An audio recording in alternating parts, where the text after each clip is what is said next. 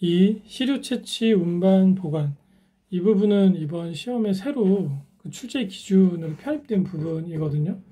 그래서 기출 문제가 없어요. 근데 이 파트가 산업기사나 수질환경 기사 시험 범위에는 들어가 있습니다. 그래서 거기에 나와 있는 관련 문제들을 제가 좀 끌어와서 이런 식으로 나올 수 있겠구나라는 것으로 분석을 하고 문제를 푸는 것으로 가름을 하도록 하겠습니다. 우선 이제 첫 번째 핵심 이론이 수질오염 측정의 정의 및 이제 적용 범위입니다. 그래서 한번 읽어보시고요. 그리고 적용 범위가 지표수, 지하수, 하수, 도시하수, 산업해수 이렇게 포함이 된다는 내용.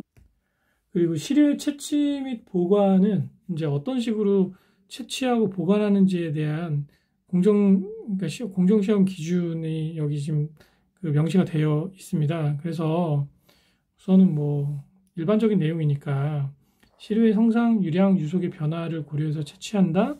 그리고 복수 채취를 원칙으로 한다. 예외는 있습니다. 이따 예외에 대해서도 제가 설명을 해드릴게요. 또한 수동으로 채취할 때와 자동 시료 채취기로 할 때가 좀 다른데요. 수동으로 할 때는 30분 이상 간격으로 2회 이상 채취, 단일 시료와 자동 시료 채취기를 할 때는 6시간 이내 30분 간격으로 2회 이상 채취하고 단일 시료와 여기 내용이 좀 다르죠. 이 6시간이라는 것이 좀 들어간다는 내용.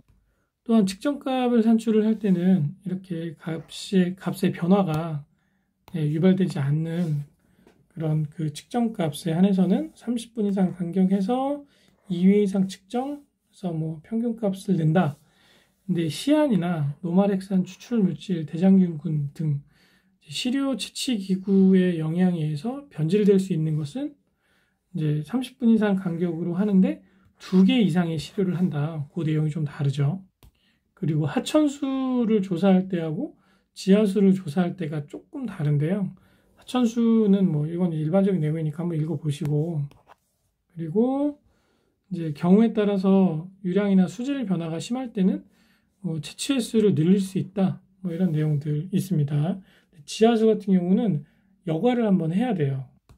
그래서 지하수는 이제 침전물이 발생하기 때문에 채취하면서 이렇게 흔들려서 좀 오염이 번질 수 있습니다. 그래서 현장에서 좀 여과하는 것을 권한다.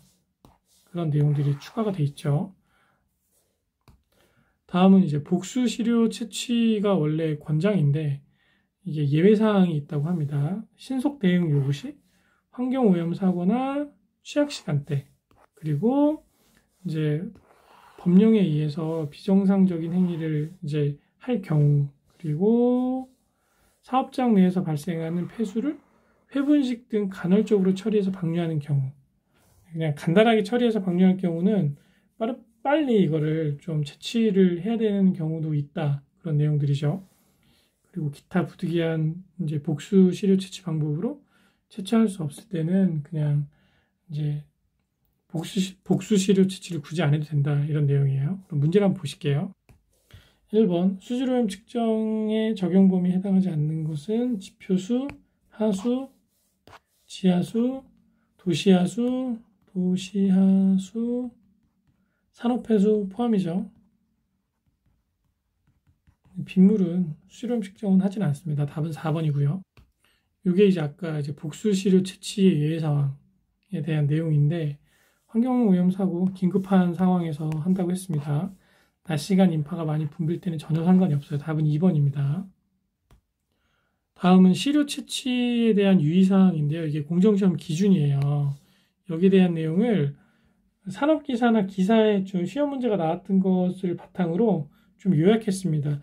이 공정시험 기준의 내용이 굉장히 많습니다. 그래서 이걸 다 싣기는 좀 어렵고 좀 중점적으로 시험 문제 나왔던 것을 정리해서 실었는데 뭐 일반적인 내용들은 한번 읽어보시고 뭐 예를 들어 이런 것들이 좀 시험 문제 많이 나왔어요. 채취 용기는 시료를 채우기 전에 이렇게 숫자가 나와 있는 거 있잖아요. 그런 것들이 시험에 좀 많이 나왔습니다.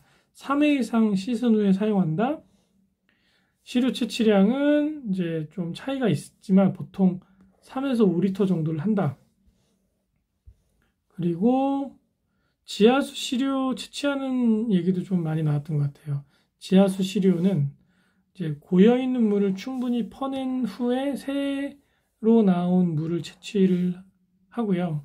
퍼내는 양은 이제 고여 있는 물의 4배에서 5배 정도를 퍼내고, 또한 pH 및 전기 전도도를 측정해서 이 값이 평형을 이룰 때, 즉 지하수 시료를 채취했을 때 수질에 대한 안정도가 확보가 될 때까지 이제 좀 푸고 그다음에 채취를 한다라는 내용으로 이해하시면 되고요.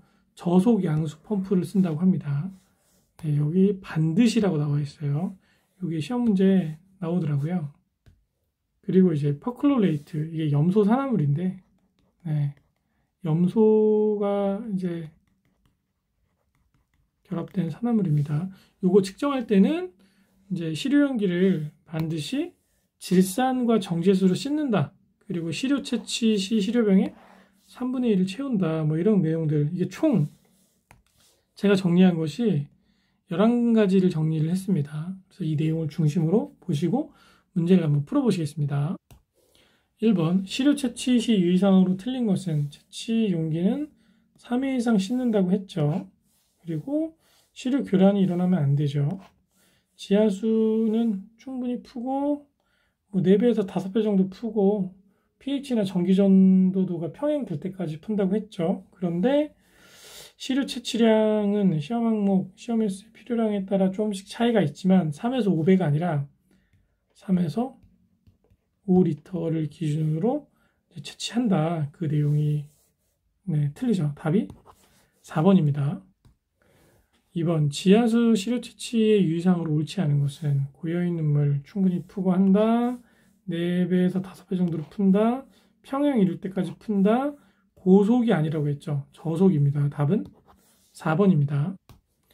핵심 이론 공사, 시료 채취 지점, 시료 채취의 지점을 이제 배출 시설 등의 폐수와 하천수를 기준으로 좀 사이트를 이제 정해서 어디서 채취를 하는지를 그림으로 이게 공정시험 기준에도 나와 있어요. 그래서 배출 시설에서는 1번, 2번, 3번, 4번, 자, 1번, 2번, 3번, 4번. 이 위치는 무조건 채취를 해야 된다고 하고요. 그리고 5번, 6번, 7번. 이게 주로 이게 외부에 있어요. 5번, 6번, 7번은 이제 필요시에 채취를 한다. 그 내용으로 이해하시면 좋고요. 여기도 보면 이제 폐수의 성질을 대표할 수 있는 곳에서 채취를 하고 필요시에 경계선 외부의 배출구 수로에서도 채취할 수 있다. 이 정도만 숙지하시면 좋을 것 같아요. 그 다음은 이제 하천수인데, 하천수는 아무래도 이제 지류와 본류가 이렇게 만나잖아요. 그래서 지류의 충분한 지점, 본류에 충분히 혼합된 그 지점에서 채수를 하는 기준을 확인하시면 좋습니다. 그리고 이제 오른쪽에 이제 하천의 단면에서 어떤 지점에서 이제 시료를 채취하는지에 대한 내용이 나오는데요. 이것만 읽으면 좀 어려워요. 그래서 그림으로 제가 좀 쉽게 설명을 드릴게요.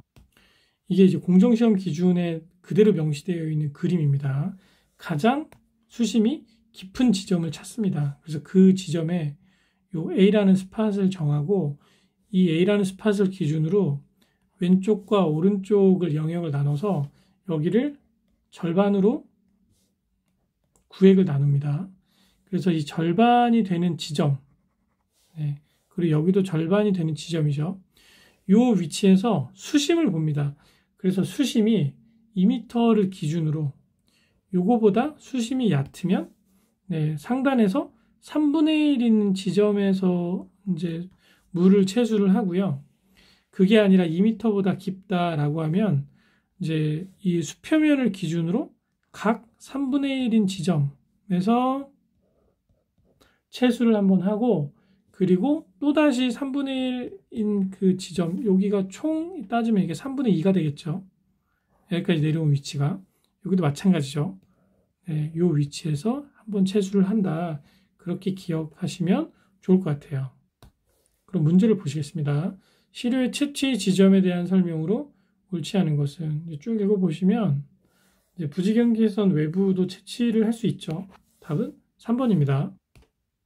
핵심 이론 05, 시료의 보존 방법. 이 파트는 지금 표로 다 이제 내용을 적어 놓긴 했는데 너무 양이 방대하죠. 그래서 좀 특이한 것 중심으로 암기를 하시면 도움이 될 것 같아요. 예를 들면 이 이제 잔류염소 같은 경우에는 갈색 용기로 우리가 보관을 시료 용기를 써야 된다는 그런 내용들. 이거는 산업기사 기사의 시험지에 실제로 나왔던 그런 부분이에요. 그리고 여기 나와 있는 것들을 좀 정리를 하나의 표로 마지막 부분에 제가 붙여놨는데요. 여기 이제 주요 물질별 용기를 정리한 요 내용 정도는 그래도 좀 숙지를 해두시면 어떨까 싶습니다. 그럼 문제 보실게요. 1번 다음 중 반드시 갈색 유리 용기를 사용해야 하는 것은 아까 이제 잔류염소 갈색 용기를 써야 한다고 했죠. 요거 말고도 이제 갈색 용기 쓰는 것들이 몇 개 있습니다. 그런 것도 좀 같이 암기를 해두세요. 답은 1번입니다. 2번 측정 항목별 시료 보존 방법으로 옳지 않은 것은 이런 문제 나오면 너무 어려운데 지금 답만 이제 확인해 드리면 용존산소는 8시간입니다. 최대 보관 기간이 5일이 아니라 뭐 BOD5 측정하는 것도 아니고 그날 바로 측정을 해야 되거든요. 다른 내용들은 맞아요. 그래서 답은 2번. 3. 관능법 분석. 관능법이라고 하면 정확한 어떤 그 기구를 사용하는 그런 방법이 아니라 인간의 감각을 이용해서 분석하는 방법이라고 이해하시면 됩니다. 그래서 분석법이 냄새, 맛, 분석 이렇게 두 가지로 우리가 이야기할 수 있어요. 그래서 이제 냄새를 이용한 그 분석법에 대한 내용 한번 읽어보시고요. 그리고 맛을 이용한 분석에 관한 내용도 한번 읽어보시면 되는데 여기 이제 숫자가 이렇게 나와 있는 부분이 있어요. 냄새도 이제 5명 이상 측정하는데 염소 냄새는 제외한다. 염소 냄새는 너무 강해서 좀 이걸 관능법으로 분석하기 적합하지 않다고 생각을 합니다. 그래서 이거는 정확한 수치로 나와야 되기 때문에 그리고 맛을 이용한 분석도 최소 2명 이상 측정, 5명 이상을 이제 한다. 대신 얘도 염소 맛은 제외한다. 그리고 관능법을 이제 하기 위한 시료의 관리 및 보존의 공통사항이 나와 있는데요. 이제 최대한 빨리 측정하는 것이 중요하고 보관이 불가피할 경우에 물을 시료 1리터 병에 넣어서 이런 온도로 보관한다. 그리고 이제 유리 재질의 병, 그리고 폴리테트라플루오로에틸렌 재질의 막에 사용한다. 플라스틱은 사용하면 안 된다고 합니다. 다음은 이제 관능법 분석 결과를 어떻게 처리하는지에 대한 내용인데요. 아무래도 관능법이라는 것이 인간의 오감에 기인을 하기 때문에 사람마다 좀 다를 수 있잖아요.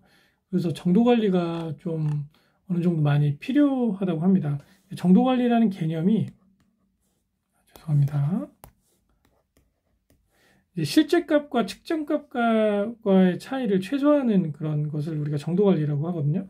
그래서 오차를 줄이는 그런 것을 우리가 정도 관리라고 생각하면 돼요. 그래서 오차를 최소화하는 방법은 아무래도 여러 사람이 그 냄새와 맛을 측정하는 것이라고 할 수 있겠죠. 그래서 2명 이상이 동일하게 측정해서 결과의 차이를 구할 수 있어야 하는 기준으로 정도 관리를 이제 관능법에서는 시행할 수 있다고 합니다. 핵심 이론 공이 관능법 분석 결과의 처리. 아무래도 오감에 기인한 냄새나 맛의 분석이기 때문에 오차가 발생할 수밖에 없겠죠. 그래서 이 오차를 줄이기 위해서는 여기 지금 명시되어 있는 것처럼 정밀도 구현을 위해서 시료를 2명 이상이 동일하게 측정을 해야 한다고 합니다. 그래서 같은 조건에서 측정을 해야 좀 오차를 줄일 수 있는 좀 그게 되지 않을까. 그런 내용으로 이해하시면 되고요. 시험 성적서를 낼 때는 이제 채취 장소, 일시, 접수일자, 방법, 환경, 결과, 발행일자 이런 내용들이 명시가 되어야 된다고 합니다. 그럼 문제 보실게요. 1번은 관능법 분석에 대한 설명이죠. 답은 2번이고요. 2번은 실제로 이제 시험 문제에 나왔던 문제 중에 하나인데요. 우선 맛이 없는 것이 정상이라고 합니다. 소독으로 인한 맛 이외에 소독이라고 하면 이게 염소겠죠, 염소. 염소 맛 말고는 없는 것이 정상이라고 하고요. 네, 샘물, 먹는 샘물, 약수터의 맛은 적용하지 않는다. 이것도 맞아요. 최소 4명이 아니라 2명이라고 했죠. 그리고 정도 관리를 위해서 같은 측정 조건에서 이제 냄새를 맡게 또는 맛을 측정하게 한다. 염소 맛은 제외하는 건 맞지만 이 내용이 틀려요. 답은 3번입니다. 다음은 무게차 분석입니다. 무게차 분석은 간단하게 말씀드리자면 측정 전과 측정 후의 무게를 분석을 해서 어떤 물질이 얼마큼 있는지를 이제 정량적으로 측정하는 그런 시험법이라고 생각하시면 됩니다. 그래서 대표적인 방법이 이제 부유물질 측정이나 노말 핵산 추출 물질 시험법이 2가지가 있고요. 그것에 대한 각각 내용은 다음과 같습니다. 수중 부유물질은 우리가 SS라고 하잖아요. 그래서 얘를 이제 수중 현탁 고형 물질이라고 우선 하고, 얘는 유리섬유 여과질을 써서 여과를 시켜요. 그래서 이제 여과 전, 여과 후, 요 무게의 비교를 합니다. 그래서 여과 전과 후에 어떤 그 중량의 차이를 이제 빼면 실제로 SS 물질의 순수 무게만 우리가 추출해낼 수 있거든요. 그것으로 부유 물질이 해당 수용액이 얼마큼 있는지를 측정할 수 있는, 계산할 수 있는 실험이라고 할 수 있겠죠. 이제 두 번째는 노말 핵산 추출 물질인데요. 얘도 중량법으로 처리가 측정이 가능하다고 합니다. 그래서 우리가 보통 수질오염 물질 중에 하나로 노말 핵산 추출 물질을 이야기를 하고요. 이제 휘발성이 낮은 탄화수소나 탄화수 유도체, 그리스가 기름이에요. 이런 물질을 이제 핵산 추출 물질로 정의를 할 수 있다. 그리고 얘네들을 어떻게 추출을 하냐면 우선 pH를 4 이하로 산성화한 후에 산화제를 써서 이제 흡착을 해서 제거한 후에 무게의 차이를 측정을 해서 이제 무게법으로 측정할 수 있다라고 보시면 돼요. 그리고 지표수, 지하수, 폐수 등의 적용이 가능하고 정량 한계 0.5mg/L으로 정한다. 그리고 무게차법 분석 결과를 처리를 할 때는 각 시료군마다 바탕시료를 하나씩 해야 된다는 내용. 정제수 쓰고, 그리고 이제 수행 순서는 실험 절차와 동일하게 측정하되 그 값은 정량 한계 미만이어야 된다. 이런 내용들 꼭 알아두시면 좋습니다. 그래서 정도관리 목표값 오차를 최소화하기 위한 목표값은 SS는 없다고 합니다. 노말 핵산 추출 물질에만 있고, 그리고 이제 정도관리 목표 정량 한계, 정밀도, 정확도는 뭐 이런 식으로 0.5mg/L 이내의 정량 한계와 표준 편차 25% 이내, 정확도의 목표값은 75에서 125%로 정한다. 이런 내용 중심으로 문제를 한번 보실게요. 1번, 이건 이제 무게차 분석에 대한 설명이죠. 답은 1번이고요. 2번입니다. 무게차 분석 방법, 부유물질, 노말 핵산 추출 물질, 각 시료 보존 기간과 관리에 대한 내용인데요. 여기가 부유물질은 7일입니다. 7일. 10일이 아니죠. 답은 1번입니다. 5. 적정법 분석. 적정법은 환경실험의 굉장히 중요한 부분입니다.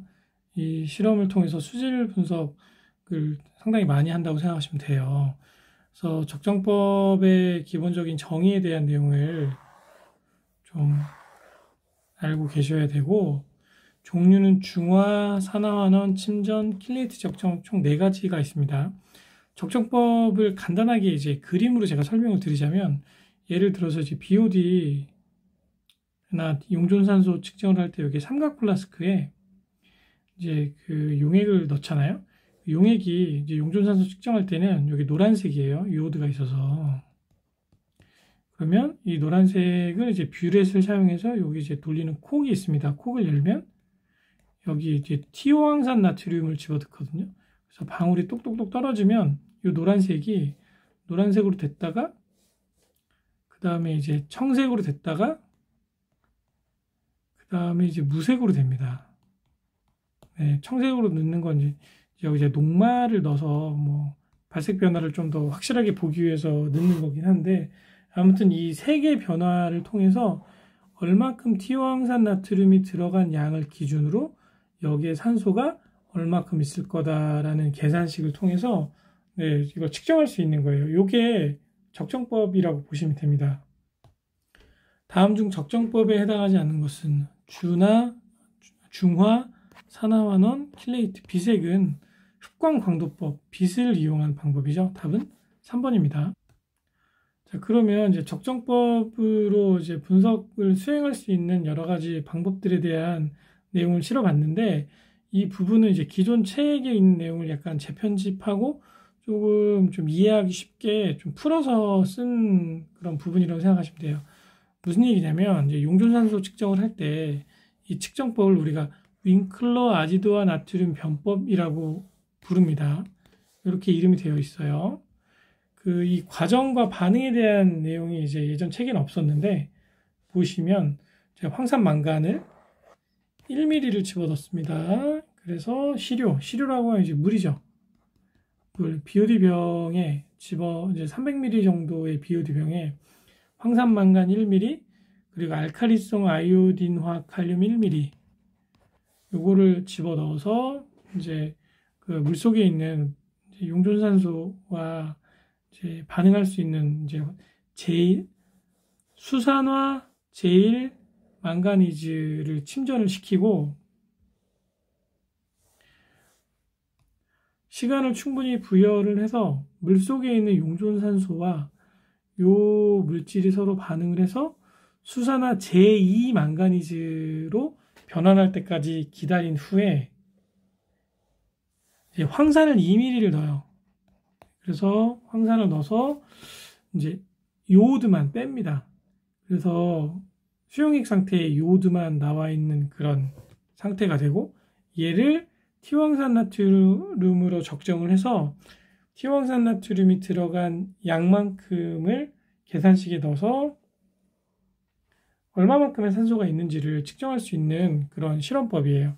이 용존산소 계산식은 우리 환경기능사 실기할 때 이 내용을 암기를 해야 되거든요. 그래서 이번에 그냥 뭐 암기하시는 것도 좋고, 아니다 나는 그때 하겠다 하면 그때 암기하셔도 좋고, 근데 이 부분이 필기 시험에 나오고 이런 건 제가 아직 보지는 못했어요.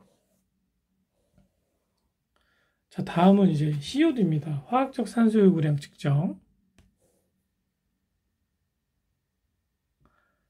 자, 이제 그 다음은 화학적 산소 요구량 측정인데, 측정 원리는 과망간산 칼륨법으로 측정을 합니다. 과정 및 반응을 조금 제가 풀어서 한번 설명을 드릴게요. 우선은 시료에 황산을 넣어서 산성화를 시킵니다. 산성화가 되면 이제 화학 반응이 좀 잘 일어날 수 있는 조건이 된다고 해요. 그리고 그 상태에서 과망간산 칼륨을 넣어서 물속에 유기물을 이제 분해를 하죠. 네, 대신 분해할 때 좀 뜨거운 수욕 상태로 가열을 해서 유기물을 산화를 시키는 겁니다. 이제 분해라고 얘기하기보다는 산화가 좀 더 적절하겠네요. 네, 산화를 시키고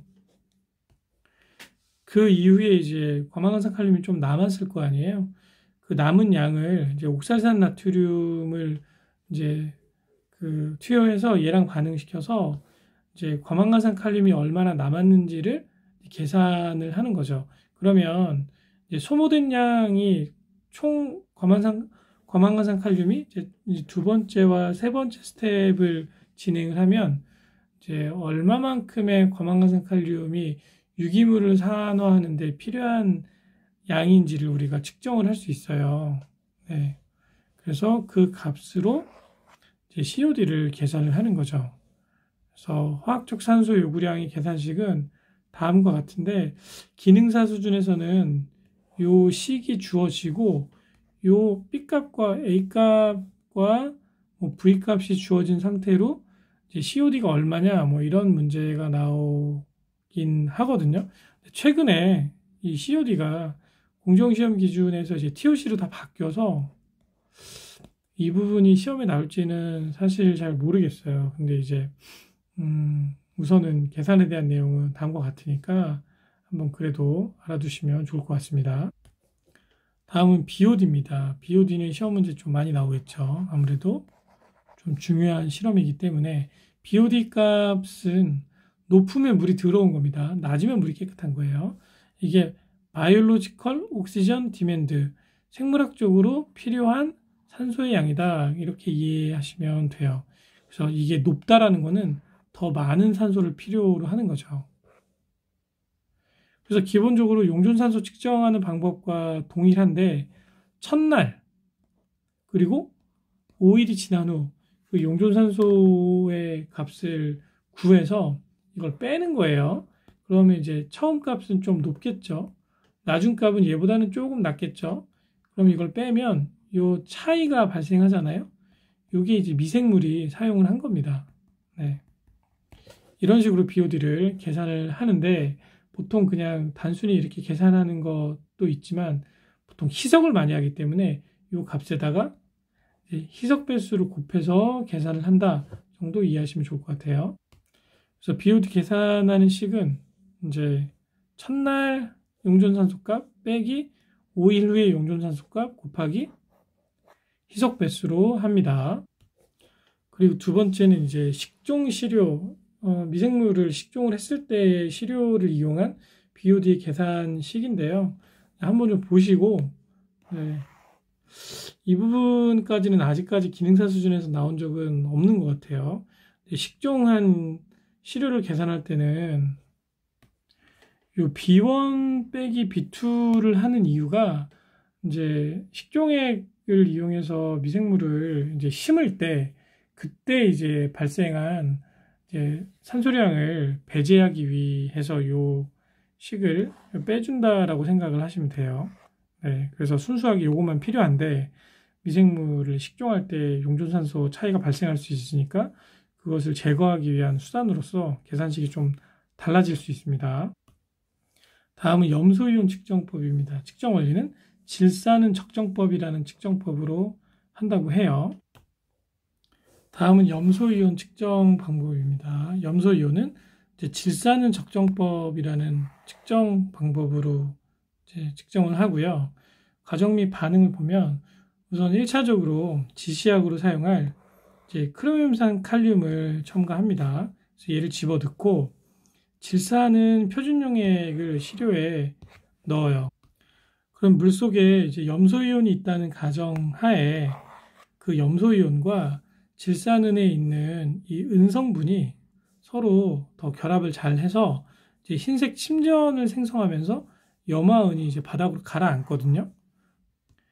그래서 이제 이 지점까지 계속 질산을 넣는 겁니다. 즉, 흰색 침전이 생성되는 지점까지 이제 질산은을 계속 넣다가 침전이 더 이상 발생하지 않는 지점에서 멈추고 이 순간이 이제 염소이온이 다 이제 소진돼서 반응이 된 그런 그 당량점이라고 생각을 하면 되는 거죠. 그리고 이제 그 이후에는 이 은이 이제 더 이상 반응할 염소가 없잖아요. 얘가 이제 크롬산 이온과 반응을 합니다. 그래서 젓갈색 침전이 생기는 겁니다. 그래서 흰색 침전이 아니라 젓갈색 침전이 생기는 순간, 네, 그 지점이 이제 이 염소가 다 소진된 시점이라고 생각을 하면 되는 거죠. 그 지점이 이제 종말점이 되는 겁니다. 그래서 수용액 상태의 어떤 물질의 염소이온을 측정하는 계산식은 이제 바탕시험, 네, 여기 지금 오타가 났네요. 이게 바탕인데 바탕. 네, 그 시료의 적정에 소비된 질산은 용액을 기준으로 바탕시험, 그러니까 깨끗한 물만 있었을 때에 이제 소비된 질산은 용액의 그 값을 빼서 요 식으로 곱하면 전체 염소이온의 양을 우리가 찾을 수 있습니다. 그럼 문제 보시겠습니다. 자, 1번. 용존산소를 측정하는 적정법에 대한 설명으로 옳지 않은 것은 윙클러 아자이드와 변법을 사용한다. 맞죠? 그리고 황산망간, 아까 이거 맞고요. 1mm, 1mm 된다고 했어요. 질산을 첨가해서 아이오딘, 질산이 아니라 황산입니다. 황산. 네, 답은 3번입니다. 2번 화학적 산소 요구량을 측정하는 COD법에서 보시면 중크롬산 칼륨을 환원제로 사용한다? 네, 중크롬산 칼륨이 아니라 과망간산 칼륨이라고 했죠. KMNO4입니다. 그래서 답은 1번입니다. 3번 BOD 측정에 관한 설명을 옳지 않은 것은 이제 20도씨 5일간 저장하고요. BOD5를 대표값으로 사용하고요. 희석을 하는 경우도 있어요. 이제 농도값이 너무 낮은 경우에 이제 그 희석을 해야 이 적당한 값을 우리가 추출해낼 수 있습니다. 그래서 답은 3번이죠. 4번 염소이온 측정하는 모르법에 사용하는 지시약 크롬산 칼륨으로 지시약으로 쓴다고 했어요. 답은 1번입니다. 6. 전극법 분석 핵심 이론 01 전극법 분석 준비. 우선 전극법의 개념을 알아야겠죠. 그래서 용존 상태의 어떤 물질의 양을 측정을 할 때 전류세기의 차이를 비교해서 값을 추정하는 그런 방법이에요. pH나 용존산소나 전기 전도도 등을 측정할 때 사용됩니다. 첫 번째로 pH 측정기를 분석하는 방법을 간단하게 설명드리자면 이제 기준 전극과 비교 전극으로 구성된 검출부가 있습니다. 그리고 이것을 표시하는 지시부가 있겠죠.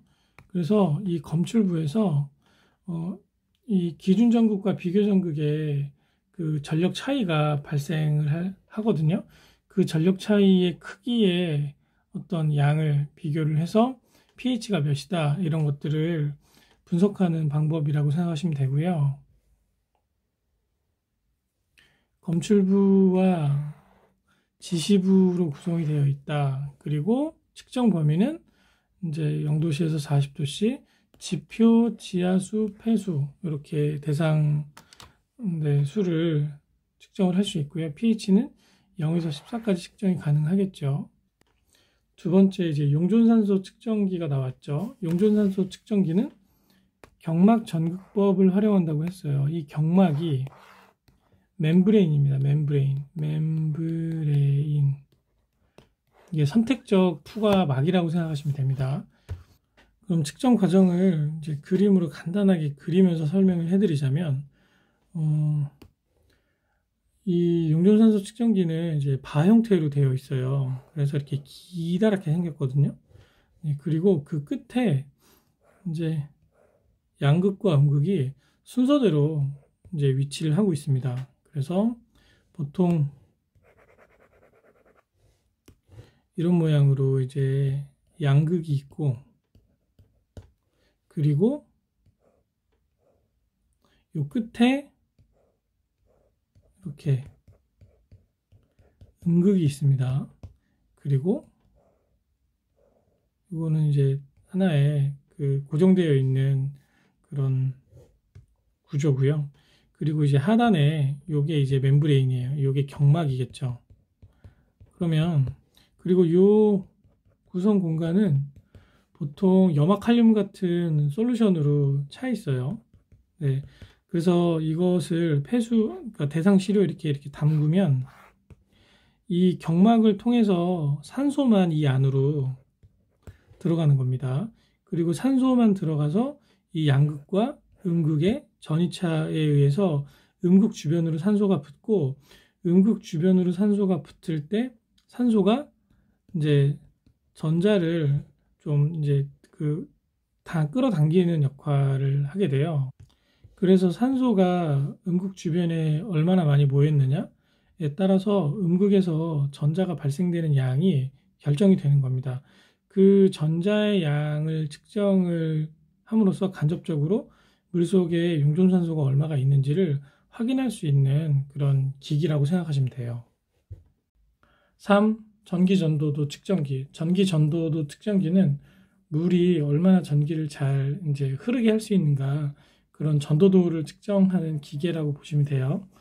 이 장치는 지시부와 검출부로 구성이 되어 있고, 지시부는 교류 휘트스톤 브릿지 회로로 구성이 되어 있고, 검출부는 한 쌍에 고정된 전극으로 된 전도도 셀을 사용한다고 합니다.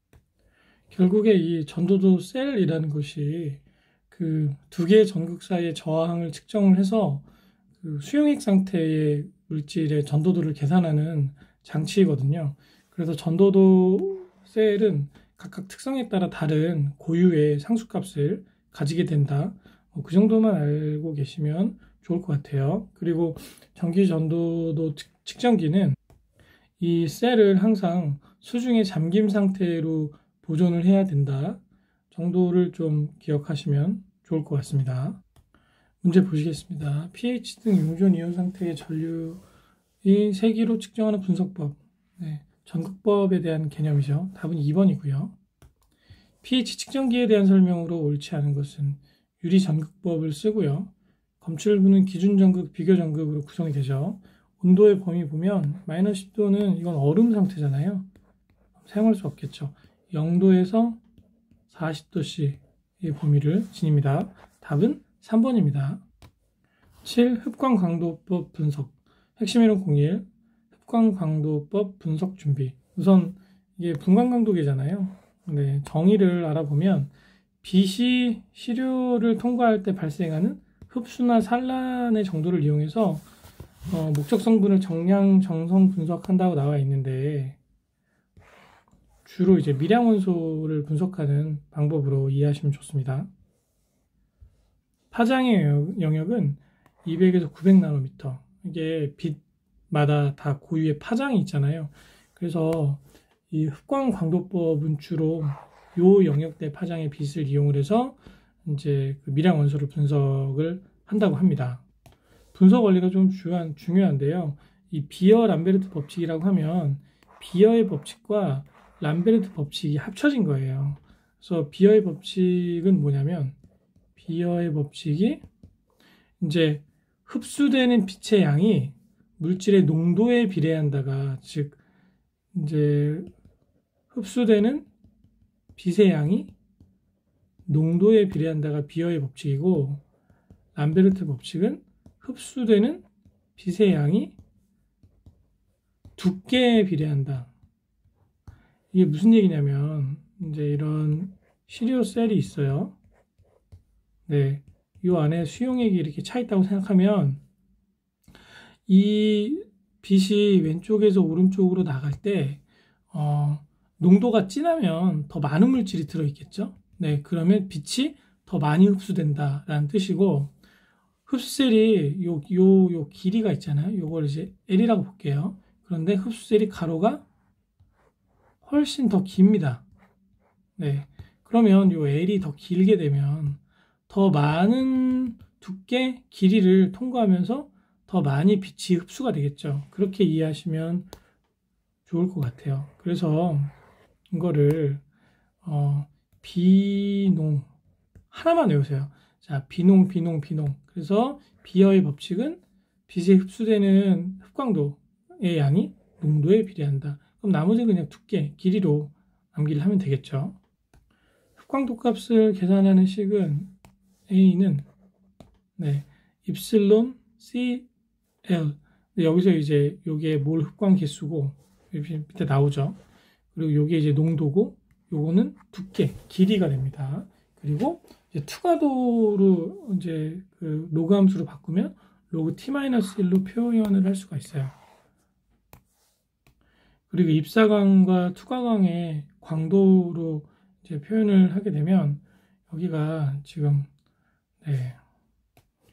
그리고 입사광과 투과광의 강도로 표현을 하게 되면 여기 지금 오타가 났는데 이게 강도입니다. 강도. 네. 그래서 투과광의 강도, 빛이 이제 투과되는 어떤 세기는 이 입사광의 강도에 10의 마이너스 몰 흡광 개수, 그다음 농도, 그다음에 이 셀의 길이, 이렇게 해서 계산식으로 환산해서 우리가 표현할 수 있습니다. 그럼 문제를 보실게요. 빛이 물질을 통과할 때 그 물질이 흡수되는 빛의 양이 물질의 농도와, 요거 이제 비어의 법칙이죠.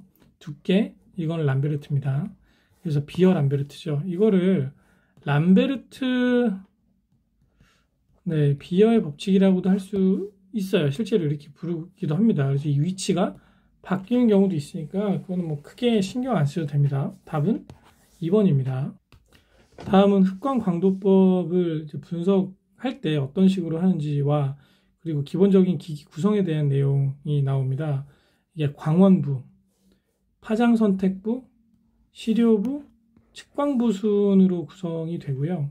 이 빛이 나오는 파트가 이제 광원에서 빛이 나오면 그 다양한 빛 중에 내가 이번에 분석에 사용할 특정 파장의 빛을 선택하는 부위가 있고 그 선택한 빛이 시료로 입사가 이렇게 되고 나면 들어갈 때 나올 때 값이 다를 거 아니에요? 그 나온 값을 어느 한 지점에서 측정해서 데이터 값으로 보여주는 기기로 구성되어 있다라고 말씀드릴 수 있어요. 그래서 광원부는 텅스텐 램프와 중수소 방전관, 이거는 그 파장에 따라 그 다른 종류의 이 광원부를 사용을 하고요. 파장 선택부는 단색화 장치, 필터 뭐 이런 걸 이용을 하는데 이것도 시험 문제에 이제 파장 선택부에 해당하는 장치는 뭐 이런 것들을 물어보는 게 나오니까 꼭 암기를 해두시면 좋을 것 같아요. 시료부는 이제 시료를 넣는 셀, 이런 셀이 정확히 이렇게 생겼습니다. 그래서 이 위로 수용액을 이제 측정을 원하는 수용액을 집어넣어서 사용을 합니다. 측광부는 아까 설명드렸죠. 흡광 강도계를 이용해서 분석할 수 있는 대표적인 항목 두 가지는 암모니아성 질소와 총인입니다. 그럼 문제를 보실게요. 자, 문제 보면 이제 분광 강도계 구성, 단색화 장치, 필터, 가끔 이제 프리즘 얘기도 나올 때가 있어요. 네. 프리즘이 이렇게 삼각형으로 생겨서 이제 빛이 들어가면 얘가 7가지 빨주노초 파남보로 이렇게 분리되고 요거 하나만 빼서 쓸 수 있는 뭐 일종의 단색화 장치라고 볼 수 있겠죠. 얘네는 이제 파장 선택부에 해당이 되겠죠. 답은 2번입니다. 8. 세균 검사 01. 일반 세균. 이 파트는 먹는물 수질 공정 시험 기준의 세균 검사의 내용으로 작성을 제가 좀 요약하면서 해보았습니다. 우선 첫 번째로 일반 세균에 대한 정의가 나오지요. 일반 세균은 저해 요소, 저항 요소가 없는 영양 배지에서 일정 시간 특정 온도에서 배양되어 생성된 세균과 진균을 모두 포함해서 이야기를 한다고 합니다. 수질 검사하는 세균의 종류를 크게 두 가지로 나눠서 이야기를 하는데요. 우선 저온 일반 세균은 여기 지금 마이너스가 제가 좀 오타가 발생한 것 같아요. 21도 플러스 마이너스 1.0도씨 기준을 우리가 여기서 좀 배양이 되는 세균을 저온 일반 세균이라고 하고요. 시간은 72시간 3일을 기준으로 배양했을 때, 그리고 이제 R2A 한천배지라는 게 뭐냐면 이게 그 미생물이 자라나는 그런 배지예요. 한천이 우뭇가사리 종류거든요. 네, 그래서 그런 종류의 먹이를 줘서 좀 척박한 환경에서 이제 그 미생물을 배양하기 위한 배지가 이 R2A 한천배지입니다. 여기서 집락을 형성하는 모든 세균을 우리가 저온 일반 세균이라고 하고 곰팡이, 효모, 그람음성균, 양성세균 이렇게 포함이 된다고 보시면 돼요. 반면 이제 중온 일반 세균은 여기도 지금 이제 마이너스가 들어가면 안 되는데, 네. 죄송합니다. 35도씨의 영역에서 이틀 정도 배양했을 때 이것도 다 이제 그 미생물을 배양하는 배지의 종류라고 생각하시면 됩니다.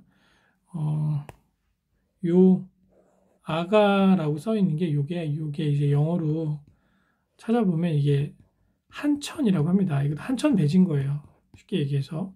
그래서 이제 우뭇가사리 종류 먹이를 줘서 이제 미생물을 배양하는 배지인데 여기서 이제 집락을 형성하는 세균이고 이 종류가 장티푸스, 황포 뭐 이런 세균들이 여기 포함된다. 그 정도 내용 아시면 될 것 같아요. 그럼 두 번째로 시료를 채취하고 관리하는 방법에 대해서 간단하게 설명드리겠습니다. 우선 시료용기는 멸균된 것을 사용을 하고요. 그리고 수질 공정 시험의 경우에 이제 30시간 이내 시험을 하는 것이 인정이 되고, 이제 이 시간 동안 시료는 빛이 들어가지 않는 이제 4도씨에서 냉장 보관을 하는 것으로 기준을 합니다. 잔류염소는 반드시 제거해야 되는데요. 이 잔류염소가 어떤 세균의 사멸을 유도할 수 있기 때문에 잔류염소를 함유한 시료를 채취를 할 때는 이제 시료 채취 용기에 멸균된 이제 티오항산 나트륨을 집어넣어서 염소를 제거하는 목적으로 쓴다고 합니다. 그 농도가 0.03%가 되도록 투여를 한다고 해요. 보통 이제 수돗물 같은 경우에 염소가 반드시 포함되어 있잖아요.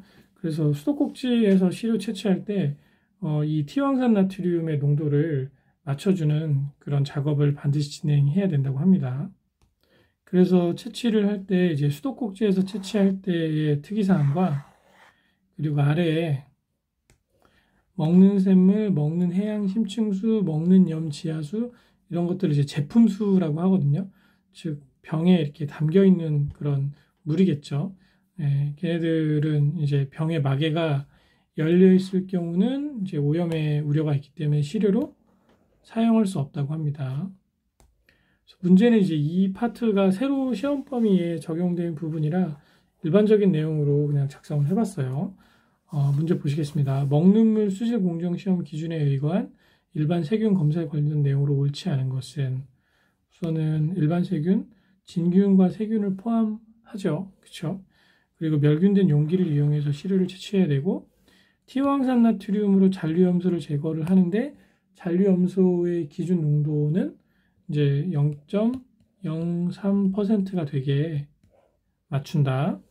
그리고 중온 일반 세균은 일반 세균 검사에 당연히 포함되죠. 이 저온과 중온이 포함되고, 저온은 21도씨 플러스 마이너스 1.0도씨 기준이고, 중온은 35도씨 플러스 마이너스 0.5도씨 기준으로 한다라는 거, 그것도 같이 암기를 해주세요. 핵심 이론 03, 일반 세균 검사 진행 방법. 일반적인 세균 검사를 진행을 할 때는 아까 나와 있는 내용하고 좀 중복된 부분도 있습니다. 순서대로 이제 제가 설명을 드리자면, 먼저 시료를 채취를 하겠죠. 그리고 이제 배양배지에 접종해서 이 파트는 이제 그 저온이냐 중온이냐에 따라서 온도는 좀 달라질 수 있습니다. 그래서 시료를 배양배지에 접종해서 35도씨 48시간 하는 경우는 이제 중온 일반 세균이겠고요. 저온 일반 세균은 21도씨에서 72시간 정도 배양을 하겠죠. 그래서 각각의 그 세균의 종류에 맞는 그 온도와 시간으로 배양을 하는 것으로 이해하시면 좋습니다. 그리고 나서 이제 중요한 파트가 세균의 집락을 확인하는 것인데요. 이 집락을 우리가 다른 말로 콜로니라고 합니다. 그래서 이렇게 뭉쳐 있는 거예요. 그래서 일반적으로 이제 세균의 단일 세포의 수를 눈으로 또는 어떤 카운터기로 셀 수 없기 때문에 뭉쳐 있는 집락이 몇 개인지를 계산을 해서 그것을 이용해서 이제 집락의 수에 이제 예를 들어 뭐 세균이 몇 개체가 있을 것이다라는 것을 산정한 후에 집락의 개수로 이제 자동화 기기로 이용해서 집락이 예를 들어 100개면 그 100개에 해당하는 세균의 수가 이제 추정해서 나올 수 있겠죠. 그런 식으로 집락을 확인해서 세균의 수를 센다고 생각하시면 되고요. 결과적으로 이제 세균으로 인한 오염 정도가 어떻게 됐는지를 이제 평가하고 파악할 수 있겠죠. 문제를 보시겠습니다. 일반 세균 검사의 진행 방법으로 옳지 않은 것은 시료를 멸균된 용기에 무균적으로 채취하고요. 네. 그리고 시료를 배양배지에 접종해서 20도씨 48시간, 이거는 뭐 저온, 중온 다 틀리죠. 예를 들어 21도 기준으로 72시간을 한다. 그러면 이건 저온 세균이 되겠고, 35도씨에서 48시간을 배양을 한다. 그러면 중온 일반 세균이 되겠죠. 이런 조건으로 배양하는 그 세균은 없습니다. 그래서 이게 이제 틀리죠. 그리고 나머지는 다 맞습니다. 답은 2번입니다.